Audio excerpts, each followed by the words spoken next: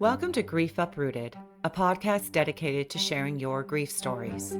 Together, we embark on the mystery of one's grief journey as they learn to live, heal, and be courageous in a world rooted in trauma. Join myself, Christine, in an open discussion to help you uproot the grief in all our lives.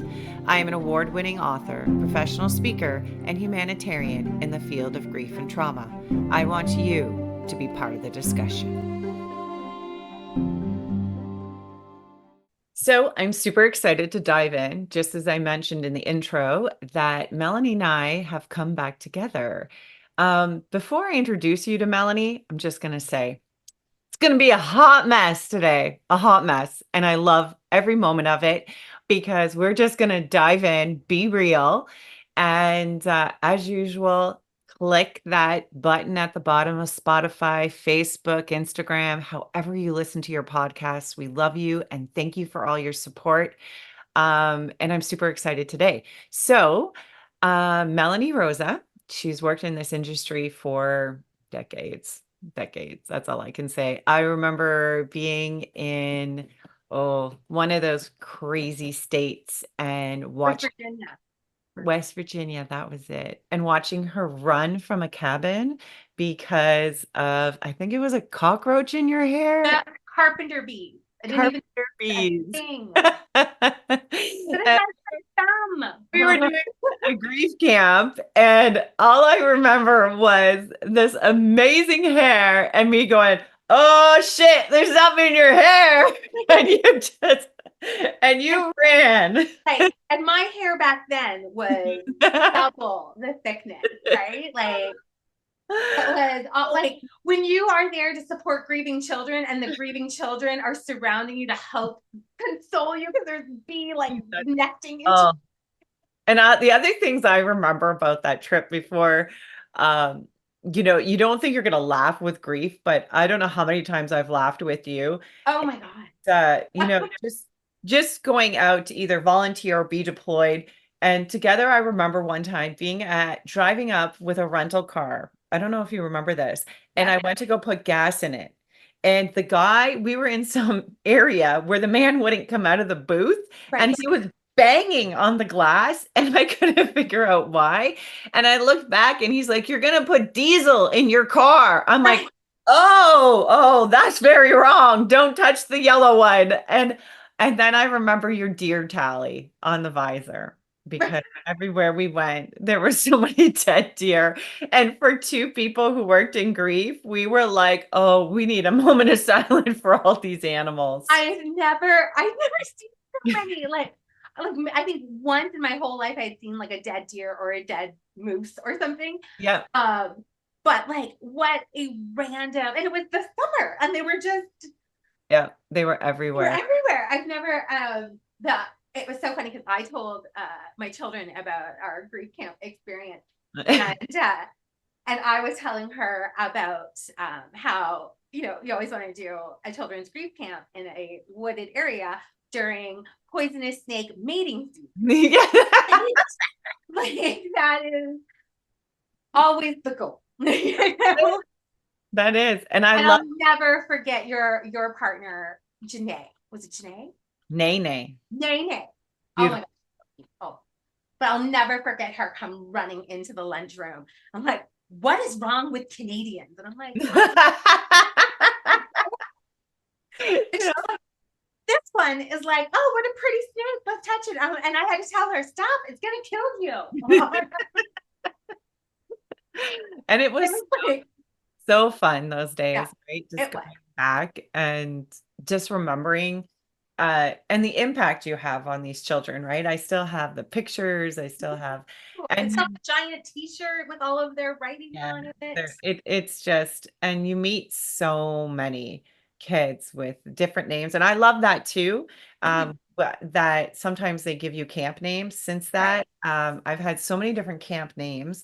And I think that's really cool because you then can go to camp and express your pain, but it doesn't have to be. So I love that the kids got to choose different names if they wanted to too. I've seen it done with animals and things like that.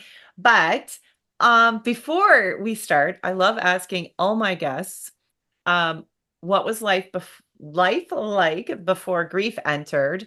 And what was it like after grief entered? So really, what brought you to this, man? Why are you in this industry? So many. Oh my gosh, so many good questions already. Just walking through here.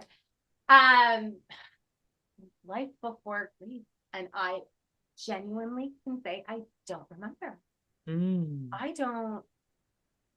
You know, I'm a big pusher of living loss as well. That we don't explore that enough. But you know, my mother had a serious car accident when I was 15. mm, Uh, and she was in the hospital for like a month in the ICU. She was actually in the ICU of the ICU. mhm, Uh, no one made that out alive.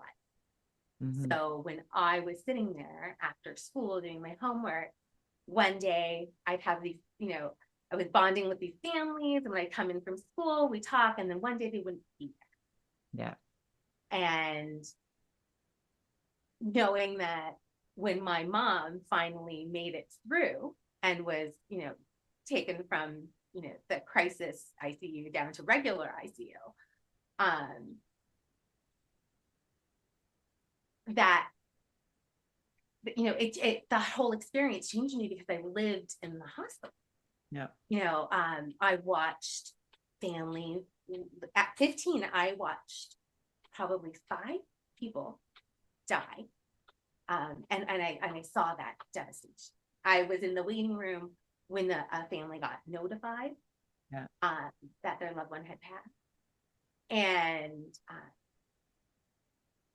I spent a lot. And then my mom had about 10 surgeries a year for the next 20 years. She still had surgery as a result of this car accident. So, and every time we went in, they were, because they were very high risk surgeries. We used to joke that she frequent flyer miles for the amount of Yeah. ICU stints she's had in her life. And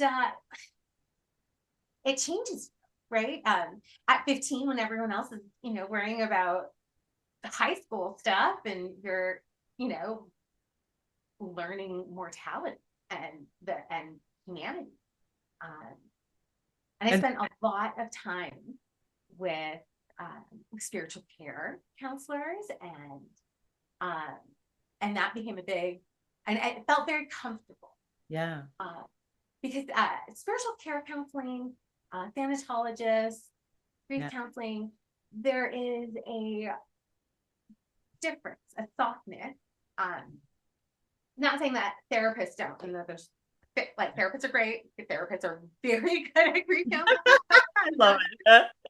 I'm just saying in that hospital setting, Yeah. and then with the hospice setting in particular, it's very a similar vibe. And I think that's why I enjoyed hospice work as well, is because there was a comfort in that everyone is terrible. Like, it's terrible. Everyone dies, and you are constantly walking that bridge of life and death. I And love how you're saying that, though, that you're looking at living loss, because a lot of people would be looking at mom going, okay, you're alive. Thank gosh. You know, you're here. right, And, and what you lost as a child, at no fault of anyone, was being a child. You know, absolutely. reality slapped you in the face, and this is what life is like. This is what, and and that's how I'm looking at grief. Like, I did take this stint off of social media, and I couldn't understand why I was. I thought I just don't like social media. And then I started to think about it, and I thought, no, I'm in the woods for a reason, out in the Rocky Mountains. And I started thinking, and I thought, there is no place for this, because everybody's so happy mom's alive Right. that they're forgetting or just overlooking. I'm not quite sure of the words. Um, that's a living loss for you at 15. Oh, for sure. And my mom had a what was the medical term was a catastrophic brain injury. Mhm. Uh, so my mother, especially that first year, she'd have moments where she's great, she's feisty, she's fire, right? Like, my mom is unstoppable. Uh, but there she's your parent, and then all of a sudden you're parenting your parent. Yes. And you're, at 15 telling your mom, careful, you're gonna burn down the kitchen, right? Like when there's cooking. And sometimes it's when we're talking about humor, and like we don't appreciate the humor in our chaos, Yes. right? So many times. My mom wanted to make shepherd's pie. She'd been craving it. It's what she really, really wanted. But our brains are funny. So she started the potatoes and all of that. And because head injuries are just kind of funny. Yeah. Head injuries are funny in that way. Can be, not all the time. So she had her mashed potatoes, she had the meat going, and we pull it out of the oven. It smells good. We're all excited. And we start to like go into it, and it starts bleeding. Yeah. And just bright red is coming out. And every single one of us is like, whoa. And then she went, oh no. And then she was starting to get really upset, and we just all started laughing. And she was like, oh, I made half lasagna. Oh, I was like, was the meat not cooked? Like, what are you talking about? Oh, that's funny. Yeah. So she had she made the good. whole lasagna base with the spinach and the sauce, and she made Yum. yeah. But then she did the noodles, she made the shepherd's pie, and in her brain she did not notice that, right? That she was messing that up, because she could cook those things with her eyes closed. Yeah. That are right. And then that's a living loss, even for her. Yeah. Right. So now, because she's like, I know how to do this, and I can't do it. And then, and that's your relationship. Yes. And then also when I was 15, a friend my age died in a car accident. So 15 was a real wreck. And I bet you didn't want to get your license. I did not. I ended up out of absolute annoyance and frustration at 19 turning 20. I would be like, I'm not getting my license. Thank you. This doesn't Yeah. look like a great plan. Well, I love how you're talking about living loss, because that was one of my biggest things, was to take a step back and go, really, what is grief? And I met with some colleagues and really threw this question out. And I was like, what is grief? And a good friend of mine came back to me and said, you know, what I love about you. And I was like, oh, what do you love about me? And she's like, I've seen you on stage and you encompass all grief. She goes, to you, grief is not just death. It is actually change. It is change that is either come unwelcomed or welcomed. Sometimes we welcome it and go, what the hell did I do? And then, like, and really that's what it is. And that change, it's really not responding to the event. It's how you're going to respond to the change. How are you going to respond to this in order to grow? So it's really not our response as much as the event. We interrupt this podcast for a dirty moment. I'm Mel, and my dirty moment is 25 plus years later. I still struggle when there's an ambulance approaching and people don't pull over.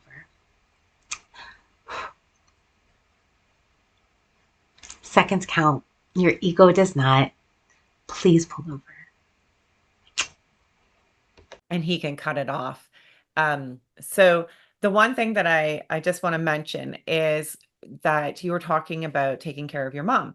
There's this organization called Young Caregivers, and they've started this up. I think it's right across Ontario, but I want to mention it because I'm pretty sure people listening to this don't even know it exists. Yeah, I know. It's for young children now that have experienced what you've experienced. And it's a whole organization and giving these kids. I loved it. One time I did a walk, talk, and self-care for the children, because they're caring for their ill parents a lot. They're cooking dinners and doing things. So this was started up to allow them to take care of themselves. It's really a great idea. So, It's but a anyway, wonderful idea. so that does exist. And that's, looking at all this and going, this is what living loss is. And I know that every time I say grief, people go death. So, Right. and it's kind of like, well, how do I change you from realizing that grief is impacting us every day? And we are going through a process every day. And it's a Mhm. natural process. But because we're looking at it from a perspective, I'm going to dive in from a perspective that has been given to us by Kubler-Ross, which I Ah, absolutely love and adore. But she even states the 7 stages of grief were created for the dying.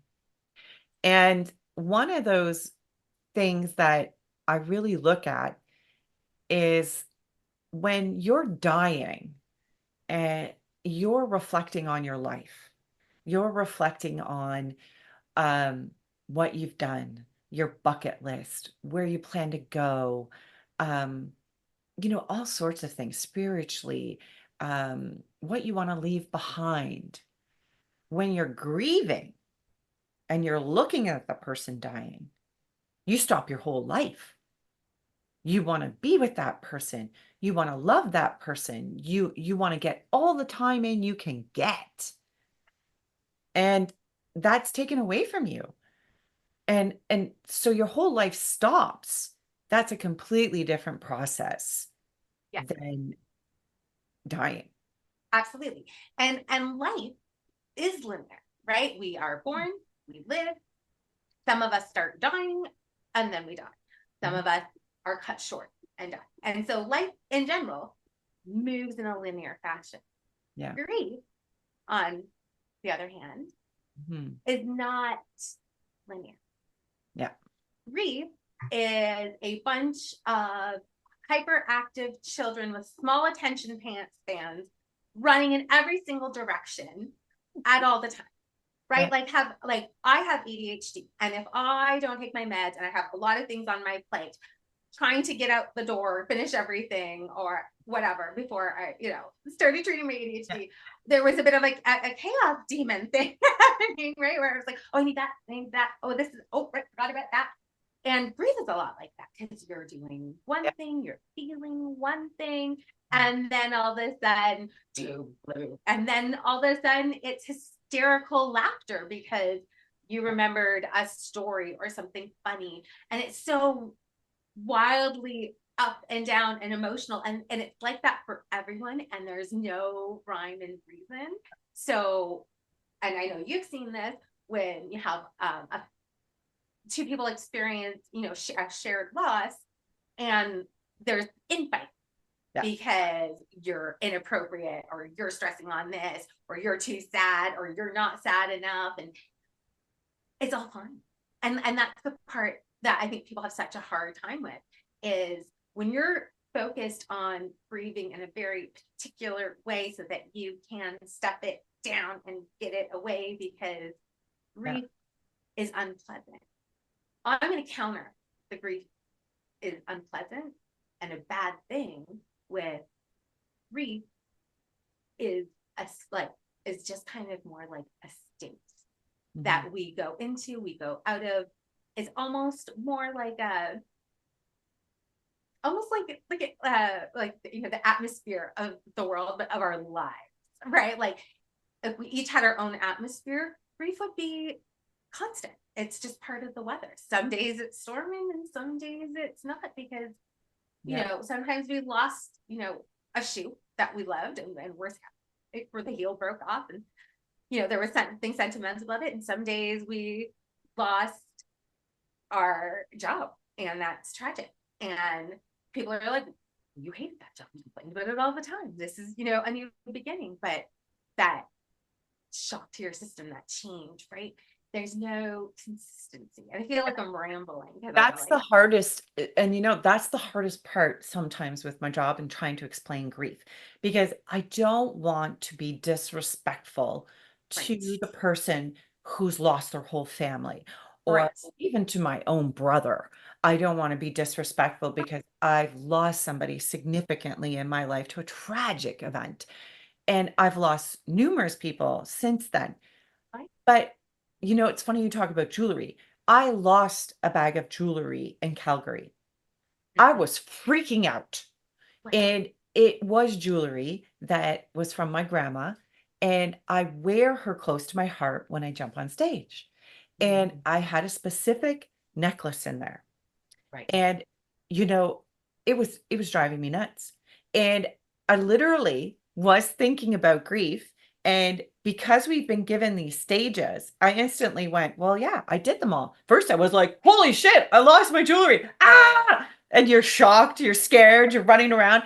And I'm ripping my suitcase apart. And I had a meeting. And I was like, oh my God, I got to go to the meeting. So then I went to the meeting, and my brain is like, right, going, where's the jewelry? Where's the jewelry? I go back. And of course, I had to tell somebody. So the waitress that's serving me before the people show up, I'm like, I lost this mother. And she's like, just, it's okay. Chances are it's in a bag. And so I'm watching myself.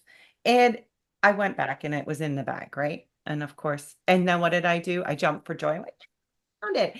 But that whole experience really is the process of what happens to you on a very minimal level, very minimal. Right, Very. right. But if that process was taught to you as a child, Right. that's where I think the value comes in. That's why I love pets.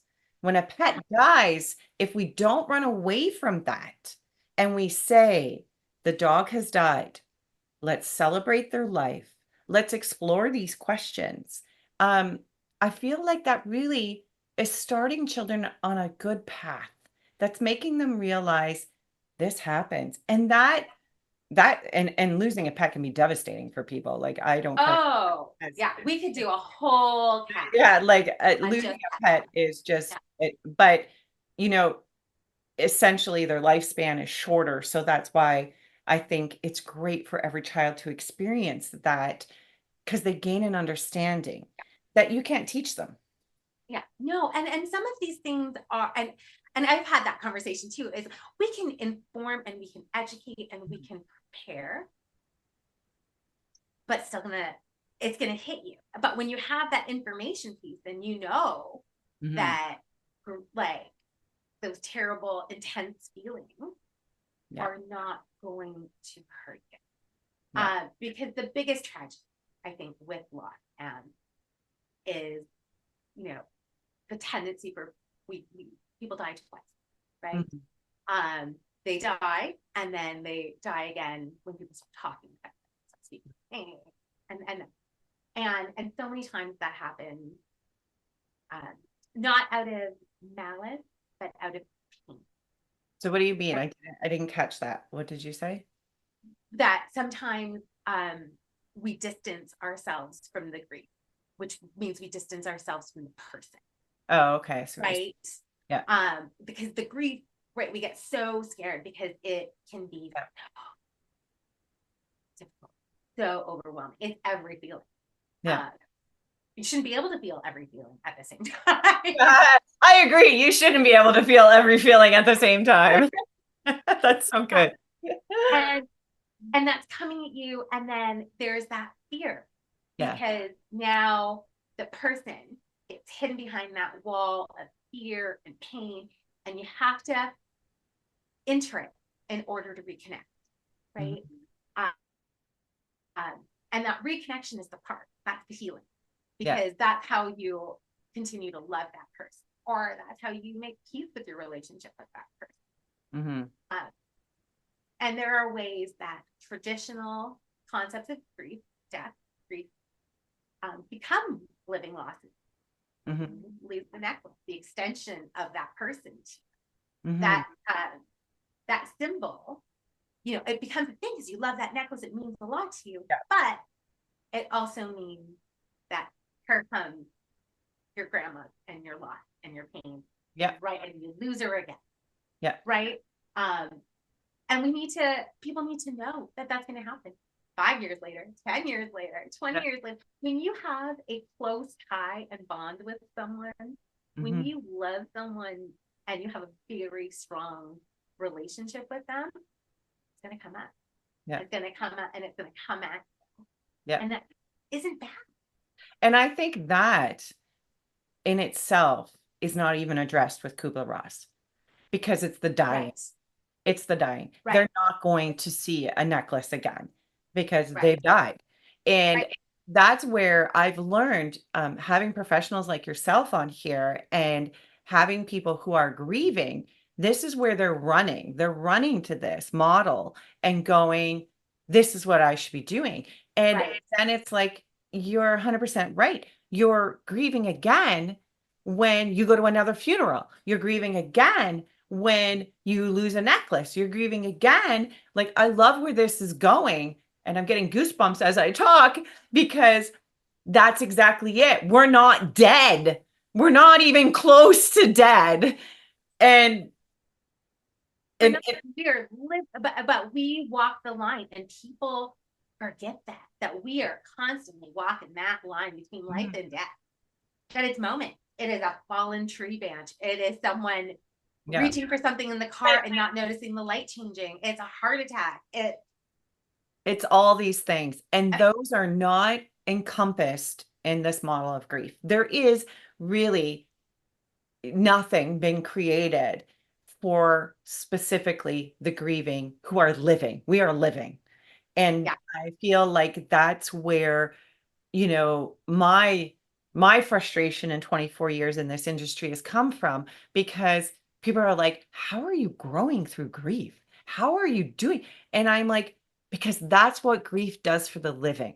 Right. It allows us to grow. Grief for the dying, they're dying. Their journey's over. But your journey is just beginning again. You are having realizations, so this all leads me into these amazing questions. So I really want to just go through some of your questions, explore them. And Yeah. I think this is the start of us creating, with all of you who are listening, what we need for the grieving. And we just keep reaching out until we come up with what we need to grieve. And if we need to label it, let's label it right, and specifically to the living who are grieving. So, what was one of your first questions? Oh my gosh. Okay. I'm gonna hold that thought because I do want to make one more comment about the Kubler-Ross thing. Sounds good. Okay. One thing before we shift gears is I never use that model ever. I've never used it in counseling, and when it has come up, the session then becomes, let's talk about why this doesn't apply. Why it does not work for you. Yeah, Because it gives people a false promise it does. that it's a checklist. Boom, boom, boom. It's 7 stages. Get through it. Boom, boom, boom. All is well. Grief cured. All better. And no, right? It doesn't work. That is not true, and it is not going to do that. And you sit across from these people, and they're like, just tell me what to do. Give me the checklist. There's no checklist, and they're like, well, I was in shock, and then I accepted it, and and you're like, oh yeah, It's that's a great. repeat. But Repeat it a couple more times. now, here's the thing they don't tell you is, now you're in a loop, and that's what's going to happen. And there's going to be subcategories, and you're going to go visit all of those areas. Yeah. Like for me, my mission in life is to get that linear thought of grief out, like just throw it out the window. It does not help. It adds to confusion, and it adds to disappointment, and so much of grief is disappointment. It is. Right? And then it's, well, it's been 2 weeks and everyone else is moving on and I'm not moving on. And, I did the thing and I did the other thing and I did all the things that the counselors told me to do. And you're like, great, this isn't a checklist. Yeah. You need to allow space. And people don't like that. They want the concrete answer. They do. And I think you can create it. Like, one of my biggest things, and obviously I've created many different models of it, but my biggest thing with working with people is there needs to be a stage or a part called integration and stabilization. So obviously I go by the natural modalities of grief, and they're constantly evolving and changing. But I really believe there is only 3 elements to grief. And the very first one is realization that this is truly happening. This is real. A lot of times people are so shocked they believe it's not real. And the second, what comes with that realization, which follows very quickly, is um, holy crap, I'm not alone. Because Yes. it's like somebody just opened a door and sent you to a whole other world and Right. said, here's a whole other world of grieving people because everybody in the hospital is grieving. Everybody is experiencing, but you never saw it. And then Right. comes stabilization. And stabilization actually comes quite quickly because you're like, shit, I gotta hold my shit together, right? Because somebody's dying. You gotta plan a funeral. I gotta do this. So this whole self-stabilization just kind of clicks in. And that's when you go, wow, I'm really strong. Like, I can't believe how much I can take. And then integration. This all has to be integrated into your life. And this is a repetitive circle. Yeah. And each time you do the circle, you're growing. Mhm. May not even like the way you're growing, but you're growing.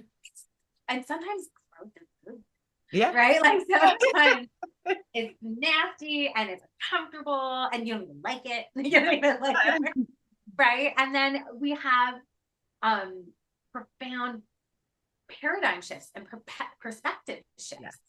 And grief can really change a person. Yes. Um, and it can change you in two ways. It can change you when you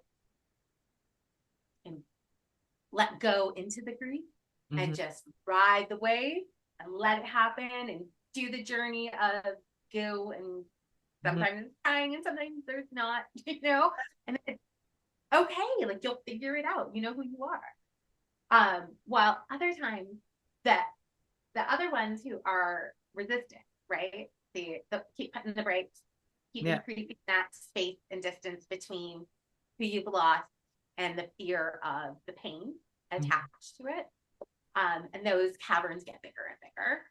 But then all things that are hard, all losses, Mhm. end up being thrown over that buffer into the hole. And so you kind of live in this, well, like I can't date again because if I love someone again, and I know that you've shared something very similar, if I don't leave you, you're going to die or you're going to leave me. Yep. And it really messes with our head Yep. because no one said you're at bullshit and you're going to be at bullshit show for a while, right? And there is a comfort that comes in that because I've it's funny you asked the your question was the weirdest, the strangest question they've ever gotten. Mhm. Yeah. Was it? Yeah. And the strangest question I ever got was, don't you feel badly for telling people that there's not, like, you just have to feel it? Like, there's no, I'm like, I mean, no, I would feel badly if I lied. Yeah. And I said, oh, sure, I've got the cure. I've got the cure for your grief. And, do these 10 steps. And at the end, you get them all done grieving. It'll never be sad again. Yeah. No money back guarantee. Yeah. But I think what comes with that and why I was so excited to reunite with you in this is because I do believe we can structure out something that will help people through this. But one of the things that I find fascinating with grief is that it isn't structured and it's different. And when you delay it, there are people, like I've heard people use a filing cabinet and they'll say, I'm going to file my grief back here. That's okay if we bring it forward. So Right. I understand filing. I file a Right. lot because I have vicarious grief every day, listening to other people's grief stories. So I file. And then, like, when I take a mini sabbatical, like I just did, I unload the filing cabinet and I ponder it and think about it and go, okay, what is that person learning? What did I learn from that encounter with them? I believe everything has a purpose to it. And then there are people who distance the grief and just, like you say, chuck it over the mountain and then they Right. just keep chucking. Yeah. And what happens is they All these things that way. chuck. And then all of a sudden, we're physically ill, we're Yeah. mentally ill. We don't Right. understand why we're raging. We don't understand why we're blowing. And that's because there's this resistance. And that, I think, when you're a child, belief modification comes in. Your beliefs are developed. So for me, Rob dying, well, I don't know how. No one told me this. I surmised you love, they die. Well, shit, I don't want to do that no more. And so loving was out, right? I was like, I do not want to have anyone in my life because this isn't a fun process.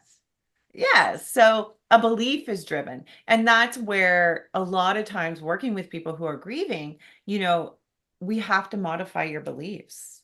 You were just sucker punched right in the face for everything you believed.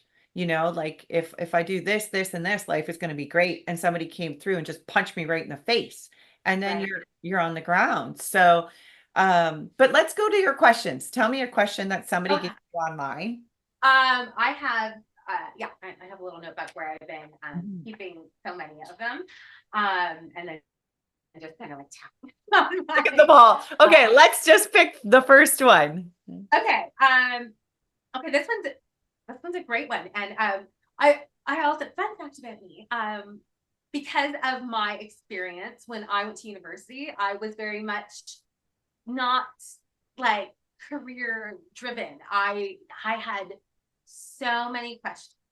Mhm. And so I was a philosophy, theology. I was actually like thinking, I was either going to be a kindergarten teacher or I was going to be a religion or thanatologist. Like that was the journey I felt like. And then I ended up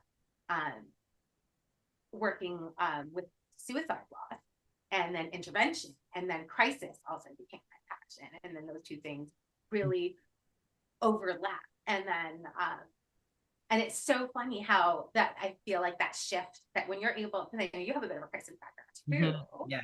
right? So when you are able to see, you're like, treat grief as you do crisis, right? Yeah. Which is why when there is a traumatic event, crisis comes in, Yeah.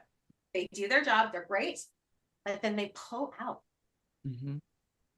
right? And that leaves that gap where, oh, here's all the support. Now we're gonna go away, and then the quiet's gonna come, and then when the quiet comes, uh-oh. That's Now a, all the things yeah. that you were like, are Yeah. like making their way. Yeah. And so we have to hold space for that. So I'll digress. Mhm. But like, here's a good one. Why does it feel more painful to lose a pet? Oh, than it does to lose some people? Mm. I love that question. I do. Right? Because I think it goes to show that some of our pet relationships are extremely strong bonds that we have with these creatures that are extensions of our spirit, extensions of our family. They're also our holders, right? Our pets are our holders of our joy, our sorrow, our But goofiness. you know what my answer is to that? Yeah. That I believe that grief really hits you by the relationship. Mm-hmm. So the relationship to the pet is intimate. They sleep with you in bed. You talk to them every day. So I often get the question of why, when my mom died, that didn't hurt me as much as when my dog died. And I'm like, relationship. What was the relationship? I know you loved your mother. I know you had a relationship with your mother. But if mom was sick and mom was dying over a period of time, or if mom lived across the world, it's a different type of grief. That is your ancestry. And where this dog is with you on a daily. This dog hears you every day, sees you every day, you kiss it every day. This is a constant. So the reminder of grief when you wake up is right in your face every day. And I think that's why that's so hard. absolutely. And there are comforts, Hmm. right? Especially, especially if if you had experienced a a large loss, a significant loss. Oh, and this happened after that. Oh, While you had the pets, yeah. Then and you're then yeah. Yeah. right, I'm going to tell you a story because I think you'll love it. That you'll love this story, and I think your audience will really appreciate it. I, was working in hospice doing grief counseling, and this gentleman reached out to me, and he was in such a state of like shame and sorrow, and he barely speak. It was almost like he was trying, like when I booked his appointment, and then when he ended up coming in, and this is why like I'm bad at not for profit life, because I'm like, I'm gonna help you out right now with it. Because he was like, he broke my heart. He was reeling because his dog died, Mhm. and he couldn't stop crying at all, day in, day out. He was hiding from his family, his friends, because he was so ashamed of that he could not keep it together. And he's like, I'm crying more than when I lost my wife. Yeah. It's like, I'm a terrible person. And his wife had died about a year prior to the dog pass. And it was his wife's dog. And then after she passed, him and the dog, thick as thieves, super inseparable, right? Yeah. And so he's confessed, and I like, oh, this always gets my heart. I know that you know this, right? That feeling of when they treat you like you're the priest and they're confessing your sins um, as if you can forgive them and heal them in that way. And I just like every part of my body, and I was just like, okay, I'm just gonna ask you one question. I'm like, okay. I'm like, who comforted you after your wife? Mm. He's like, I'm like, tell me. And he's like, I didn't cry because the dog needed me. That's right. And if I didn't take care of the dog, she'd be pissed, right? So I had to take care of the dog. And then, the dog was sad and I was sad. And so, we ate treats together and like a chumminess and a new bond, a closer bond than they ever had before with Ford. And then and now here I am, a grown man in his 50s, crying over a dog who I think I've loved more than my wife because I'm a terrible person. And like, and then it's just like, and this is why we're not doing therapy. Okay, hold on, I'm gonna throw all these things at the window. Because therapists don't want to tell you. They want you to get there. I'll save you the butt time because you're too there. I'm just gonna tell you. I'm like, you're not. Yeah. Your dog was your comfort. Your dog helped keep the avalanche, the tsunami of emotion and grief and pain. And that dog buffered you. That's right. So it came for you, but you were buffered. Yeah. And you were okay. And now your buffers. Yeah. And he stopped and he went, you're right. He's like, that's what they did. And he's like, did you love your wife? And he started crying. And I was like, you loved your wife. You loved your dog. Your dog was your comfort. And it was also your solace after your wife. Yep. This, like, you're not a monster. You aren't some weirdo who didn't love his wife. Yeah. You are a man whose source of comfort after such intense pain is now. Yeah. And now you have to find how to deal with both of those losses on your own. And that is daunting. And but that's reliving grief, right? This is how we relive our grief all the right. all the time, because there's these attachments to things, and then all of a sudden they're gone. And you're going through that process. And I don't know how many times people will say, I have no idea why I reacted like this to this. And they've blown up at work or they've blown up at home and they're like, I have no idea why. And I'm like, because there's this grief behind you. And it's really hard to take time and look at it. But it's possible. It's really possible. What's another question? Throw another one at us. That's another one. Some of them are, okay, this one's a little more philosophical, like if a truly awful, I'm going to read off a couple of questions and I'll let you choose. Okay. Okay, if a truly awful human dies, why don't we feel their loss? A truly awful human? Why aren't we feeling their loss? Their Oh, okay. Oh, okay. That's if, a good. if all lives matter, why didn't theirs? Oh, I like that one. Can we just do that one? Sure. Okay, I like that one. And I'm going to tell you why I like that one because it peters off the last one. Relationship. So I was running a camp again for children in COVID.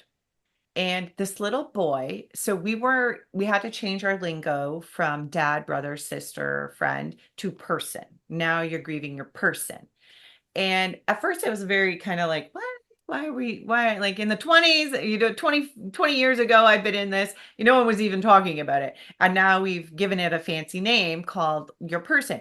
Totally get it now because this little guy looks at me and we're talking away. And I said, who's your person? And he was like, oh, my dad died.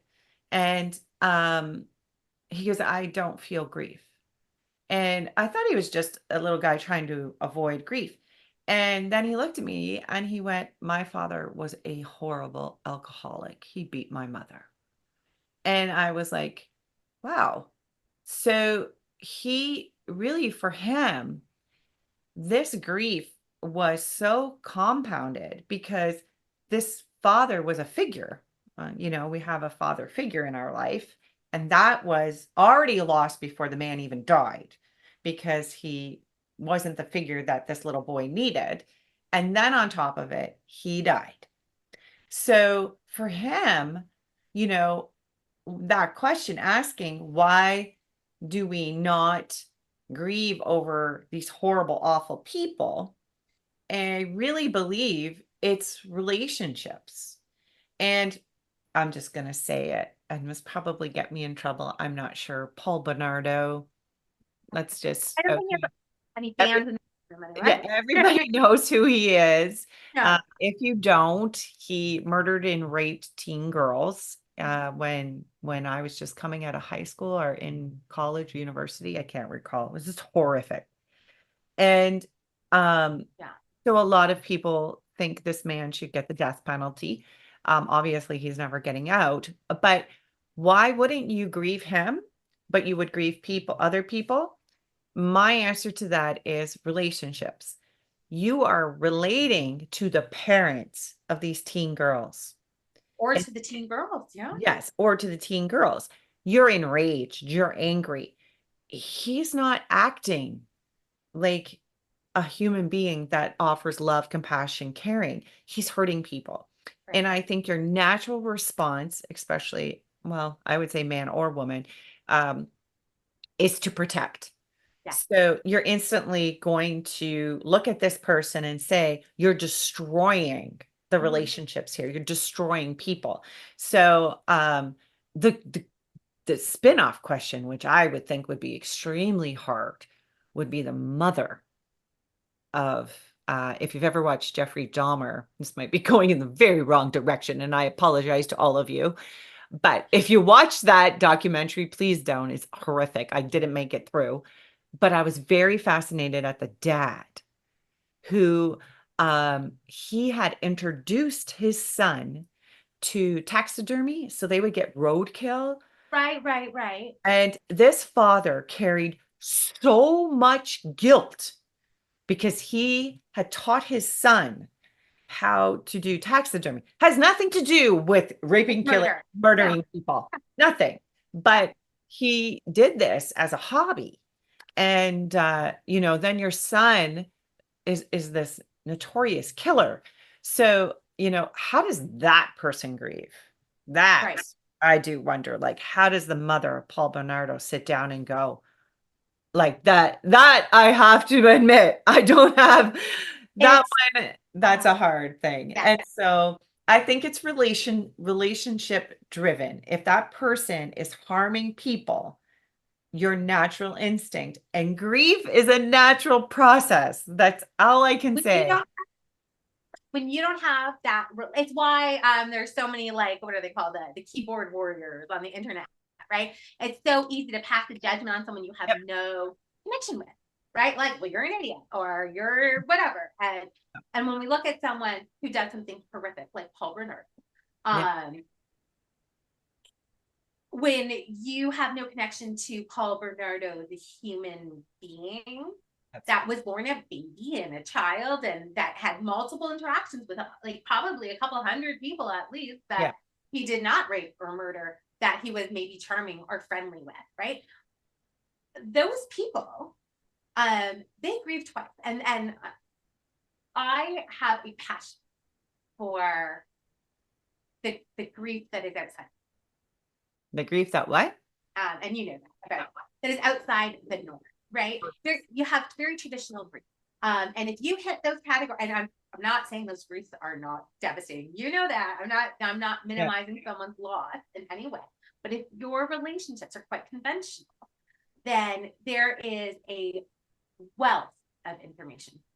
But when you start hitting those fringes, that's right. And those there isn't, because people are like, oh, well, that doesn't affect, if this is what matters, and like, let's focus on that. And so it creates an outsider.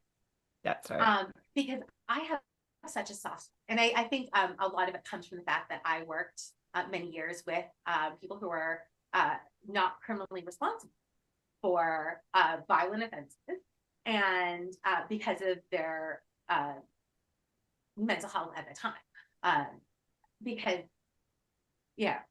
that's a whole different conversation, and I'll get off a high horse at one point of how mental health is so misunderstood and so important, but there's so many judgments, right?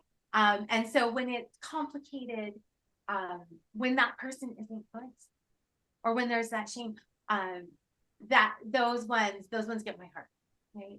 I worked with this gentleman, and you know what it's like when someone's sitting across from you and you can feel that energy of hesitation, like they want to, but they just keep breaking. And he was afraid. Like, I have no problem being, I am a very pale white lady who has a tendency to have either a bohemian vibe or a vintage vibe, right? I'm a pretty, like, white lady, and he was so nervous that his person was not going to be seen as a person, because he had gotten so many reactions from people. I think I was at the third agency he was attempting to get support, right? And his niece was a sex worker who was murdered. And the fact that he had already 2 experiences prior to meeting with me of, high risk, and kind of like making excuses for how it happened. That's not our business. That's not our role. Right? Like, don't dare. But he was so, and like, this gets me emotional, is that when they finally share the scary and they're waiting to be told to have it minimized or disrespected or whatever, because humans on occasion suck, right? We know that. Exactly. That moment of, I'm so sorry. Like, I'm so sorry for your loss. Do you want to talk about her? What was she like? And he, he was like, oh, like, like, you're okay, like, knowing what she did, because she was really a good person, and it was like, you don't need to defend her. No. Right? No one should have to go in feeling they need to defend their person. And even if, as far as other people's morality is, that person, but that doesn't matter. That's none of our business. That's right. This person is grieving someone. And I think that's what people miss. I did in university. I actually got 100% in this class, and I couldn't believe I got it. But I had to, I know, I had to brag there just because, and the only reason I got it was from this. So, we were studying human interactions with grief, Right. and Oh, I did not know yeah. how to um, get the class to understand. So I reenacted, and we had to go in groups. So I asked my friend to be the hooker. I don't know a better word for it. Lady of the night, we call them in Holland. Sex So worker. she had to be my sex worker. So we were in court, and I had her, like, fictional court, obviously, not real. So I have her sit in a chair, and I turn around to the classroom and I say, she was raped, and it's your job to decide. This is what she does for a living. And it was so crazy watching their faces. And obviously I did a soliloquy of this woman being raped, but she was a sex worker. And, they were all kind of confused in their heads. And I was like, that's what I'm talking about. This person, even though this is what she does for a living, and it's considered and seen by society as wrong, she still experienced trauma, a horrific event. And it was crazy how I would say, so did she deserve it? She does it with anybody anyway, so why would it affect her? Right? And it's all like going back to this person's question, it's all relationship driven. She has a relationship with the guy she's going to do it with, or the female she's going to do it with, or whoever. That relationship is built, an agreement has come upon. And I think when people are, Sensual. yes, consensual. That's the exact word coming from the therapist here. So, because that is it. People are going, well, grief is this, Right. and we're saying, what about all these people on the outside? What about all this on the outside that is flowering it all, and they're struggling, going, well, there's nowhere for me. Where do I fit? What am I? And you pegged it. Our job is not to draw judgment. If you are experiencing, again, gonna say it, I know this is just so people understand, we're just expressing our job and what we do. We in no way, shape, or form are condoning anything. Grief is messy. It's a bag of mess. But, when you're helping somebody, and I've had clients like this come to me who are grieving their teen years because they either experienced an abortion, or they've this maybe not even their choice. Maybe it was parentally put upon them, or if you've experienced giving up a child, or if you're a rape victim.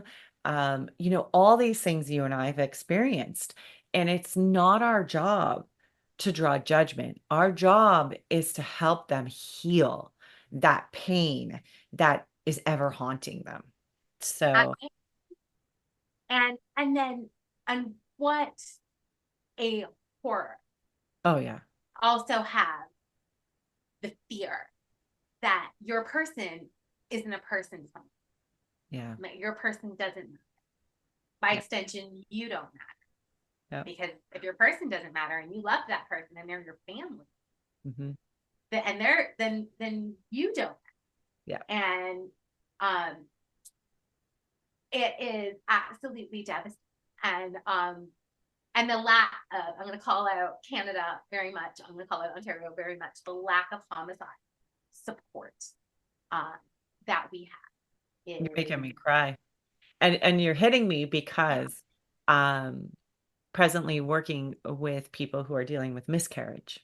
like, And oh man, did my makeup. I know, I really, It's it's that's exactly what these women are feeling, and especially the men. It's like, well, everybody's like, just try again.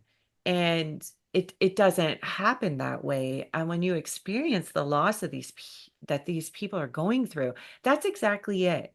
It means they don't matter. It means Right. Yeah. society is like, you don't matter. You'll get over that. When you do, Right. you like it is, and I think that's where perspective, just bringing, that's why Grief Uprooted was created. I was like, we need to talk about this and we need to bring it forward. And you need, people need to start talking back and they need to understand it's okay to talk back.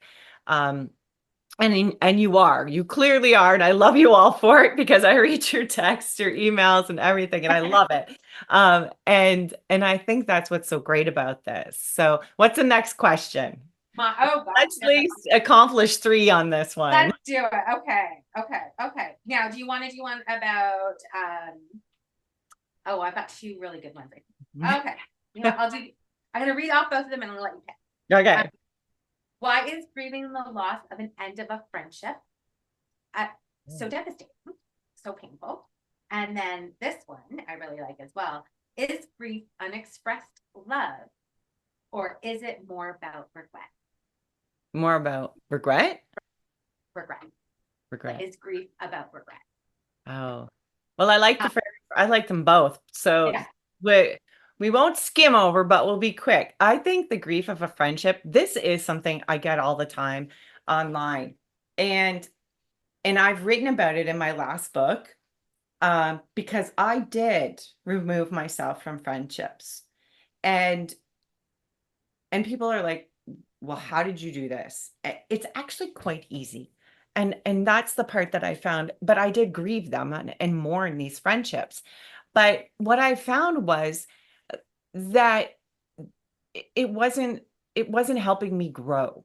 So I think you should look at a friendship and it's either going to cause grief or growth. I think everything causes grief or growth.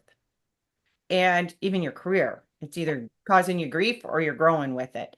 And it needs to be a good enough a relationship to allow for that swim crossover, right? Yeah, like you, but you're also helping grow. yeah, and that's it, right? Because sometimes people as friends are showing you what you really need to see, and you're like, oh, fuck this, right? And you're like, oh, but that grief is right. actually causing you to grow.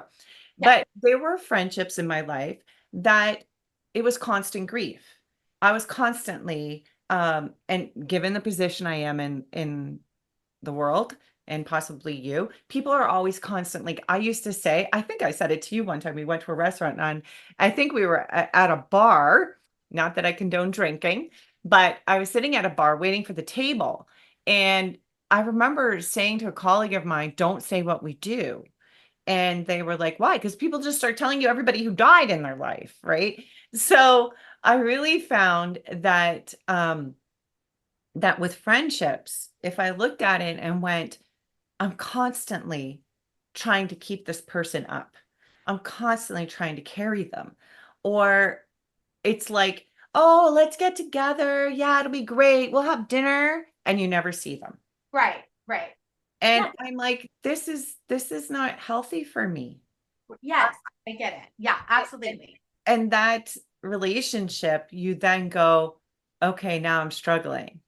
And do Right. you just avoid? Do you just slide out the door? What do you do? So I actually approached my friends and said, this, I want a more intimate relationship. And what I mean by that is, Both. I know. And I have to say the reactions were very interesting. And I said, I would like a friendship that allows me to grow and you to grow. So I want it to be more than just showing up on special occasions. And, you know, I want to get to know you. Right. One friend said, I have no time for that. And I Huh. said, okay, um, I wish you well. Yeah. And I'm going to go on a different path. I'm always here, Yeah. but I just don't want to invest time into this anymore. Yeah. I don't want to have to answer a quick text or so. I'm here for you Yeah. in the sense that I'm physically here, but I just emotionally I can't invest anymore. And quickly rebutted and went, "Oh no, let me stay." Blah blah blah blah. And I was like, "No, I'm sorry." Another started to cry. and say, I had no idea you felt like that. And that friendship opened up and blossomed. And Oh, I thought, holy shit, it works. So the friendship I had, I really did grieve because we had grown together through the years, and you watch babies and you watch marriages, and I loved it. But then at the end I went, really, what matters is we have other people in our lives who are present and there, and we want to pay attention to them. And if they're present and there at this time, then go for it. Have that intimate relationship, get to know them. And that person who you said, I'm going to go a different path right now, if they're really a friend, they're going to swing back in on a different path. That's what happens. We go like this, and friends come and go. That's why at funerals, you see people you haven't seen in decades. right. Your parent dies, and you're like, whoa, where'd all these people come from? Because that Right. relationship was still cemented. So Yeah, back to this person's question, I think the reason is it again is relationship driven. So absolutely. what do you And think? I also feel like the intention of the ending, like any relationship, um, I think when you break up, whether that's a friendship breakup or a partner breakup, Yeah. when you're the one who's breaking up, you have done the thinking and the remunerating and weighing those values, Yeah. right? You've done the work. When someone breaks up with you and maybe you didn't know what was going on in their head, um and then hurts happen, right? So people get like, when they make up narratives about, right? So it's not just that you're flaky, right? Or that you're, you know, not, dropping the ball there, whatever. Yeah. Struggling with object permanence, you know, kind of thing. Well, others are just like, I love you, circle back whenever. Like my best friend and I have a relationship, like we were, there were 10 years where we, and thinking back, I feel like I really could have used that friendship, but it was part of I think my journey and Mhm. her journey. Um, because it was like, the messages were like, I still think about you and love you. Just kind of like those, like every couple of months during that gap. And because there was no fight. I mean, we've only ever been wildly loving and supportive of each other, right? So now we're reconnecting and all of that. And our friendship is stronger. But when her father died a few years ago and she reached out and there had been a gap, it was like that gap didn't exist, Yeah. right? Because she didn't reach out to me because I'm Mel, the bereavement educator, right? She reached out to me because, no, my dad died, right? And if you were to look at it from the opposite perspective, as you were talking, if I was the person receiving that a friend didn't want to be my friend, I think the point that you made that was really good was they've processed this and thought about it. So the reaction of my two friends, the one who really was, okay, well, I don't want you to do this. There was no emotional. And then the other one started to cry. I thought, oh, I feel horrible. I sideblind, like I sideswiped you or whatever that word is, because I put all this thought into this and that person didn't. And I Right. immediately backed up and went, wait a second. Yeah. Let's digest this. Let's process this. Let's go through this. And as we went through it, that blossomed even more for me to understand, oh, there are some things I'm doing incorrectly in this relationship, Yeah. and I need to adjust my approach. Mhm. And that only happened because she came to the plate with her emotions and her feelings, where Yeah. the other person just was like, no, I don't want to do this. And I was like, well, this They is, probably did remunerating of their own, just in a well, different way, yeah, I could right? see. And so I think if you are on the receiving end of this, that's very hard. where Yes. somebody says, and family members will do this, I'm not talking to you anymore. And Yeah. they push you out. That is excruciating, especially if it's a sibling or a parent. And I think that process in itself, a living grief, that's hell. And, because that's been a decision somebody's made. So that means somebody has judged you. Right. And that really, it's when you look at grief, that decision, or I'm going to rephrase that. I am so sorry to everybody because I'm talking about rephrasing that. When we look at death has been chosen in the sense that you have no choice. It happened. The It's person, chosen for you. yes, But chosen for you. I'm struggling in explaining that. And then with friendship, it's like another living human being has said, I don't like you. right. So when you look at it, that's horrific. That's a really hard thing to process because you're wanting that person to love you. You're wanting that person to like you, and you're seeing flaws. So I could relate to somebody in saying losing a friendship. It is grief and it Yeah. is change. But again, I think it's on the outskirts, like we're talking. It's a different form of grief that's Ah, never talked about. And everybody wants to be loved and liked every day. So, and that does lead into your next question, which will be our last one, is read it again. is grief unexpressed love or is it regret? I always love that because I tell everybody the opposite of grief is love. And I tend to end my keynote speeches on this, and it's going to make me cry. That's The, okay. This is a safe space, Christy. the reason you are crying and the reason you are grieving is because you have loved. And you need to stop for 1 second and look at yourself and realize that if you did not have the ability to love unconditionally beyond bounds, you would not be grieving. This is part of you. And your grief is actually a celebration of your love. That's exactly what it is. I absolutely love it. I I agree. Like I believe very much that it's unexpressed love, and not just unexpressed love, but it is unrealized love as well. Um, because, and I'm going to bring this back to, and I feel like because my clientele has a tendency to be a little more into the side, right? That the non-traditional griever, the ones whose relationship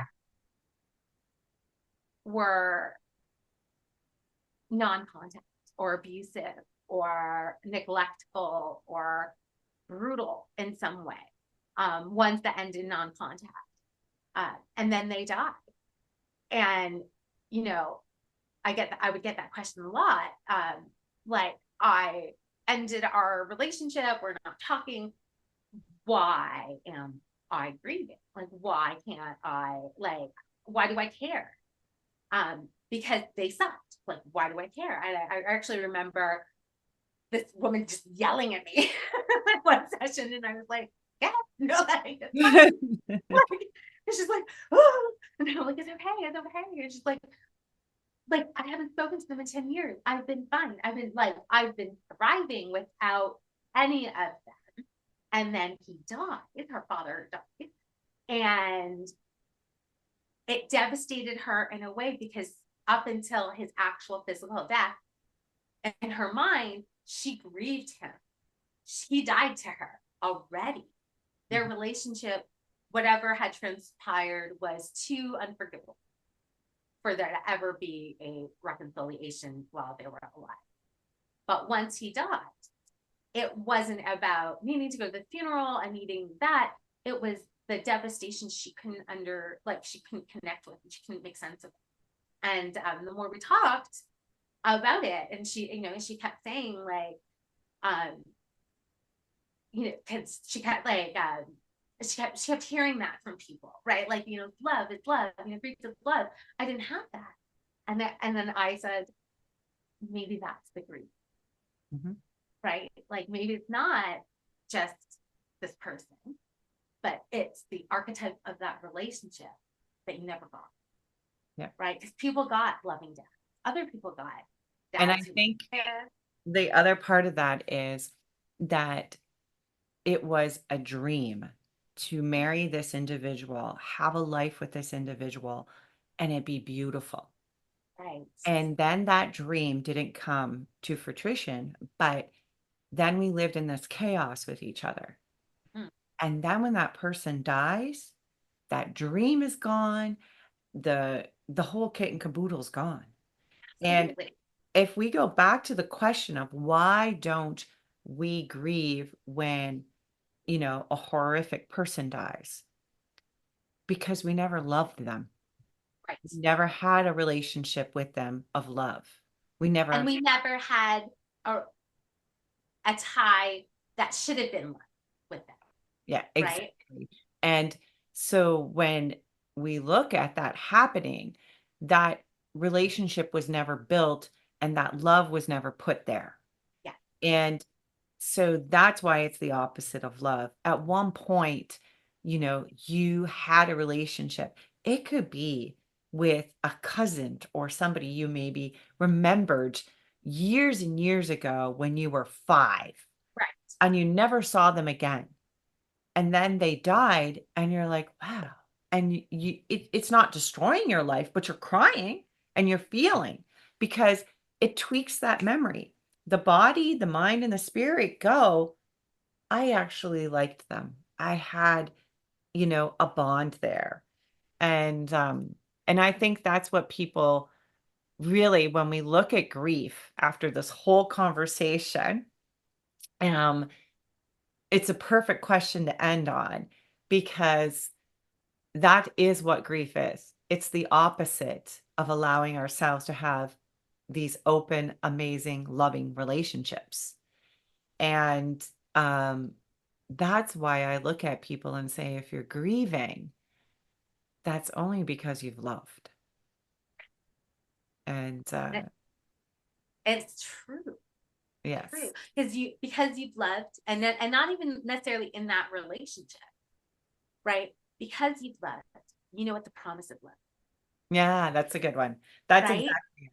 So when you know that it could have been there and it wasn't, then Yeah. there's a betrayal as well. And I think we gatekeep, people gatekeep that, oh well, this relationship has this to it, Yeah. and then people get left out, and it can feel quite purposeful, Hmm.